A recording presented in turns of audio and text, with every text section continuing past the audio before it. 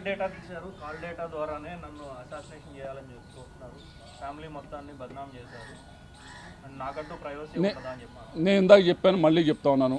అయ్యా, మా ఇంట్లో కూడా ఆడవారు ఉన్నారు. మా ఇంట్లో వాళ్ళకి ఒక న్యాయం, ఆవిడికి ఒక న్యాయం అయితే నేను భావించను, ఆ వ్యక్తిని కాదు.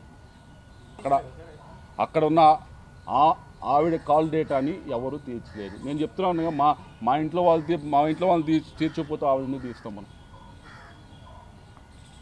ఇది దౌర్భాగ్యమైన ఆరోపణ.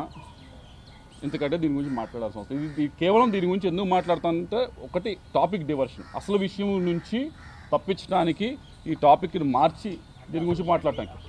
ఇదే చెప్తా ఉన్నా కదా, అసలు విషయం గురించి మాట్లాడకుండా ఇది ఏంటమ్మా వీళ్ళందరికీ ఎందుకు ఈ స్టోన్ క్రషర్స్ వాళ్ళ దగ్గర ఎందుకు డబ్బు తీసుకున్నావు, వీళ్ళ దగ్గర ఎందుకు డబ్బు తీసుకున్నావు, ఇప్పుడు ఎందుకు అసలు వెనక్కిస్తా అంటున్నావు అనే దాని గురించి మాట్లాడకుండా ఉండాలి. ఈ టాపిక్ అంతా డైవర్ట్ చేయాలనే ఉద్దేశంతో ఇవన్నీ కూడా పాత టాపిక్స్ ఏదో తీసి వేరే టాపిక్స్ డైవర్షన్ చేసి మాట్లాడటానికి ప్రయత్నిస్తూ ఉన్నారు.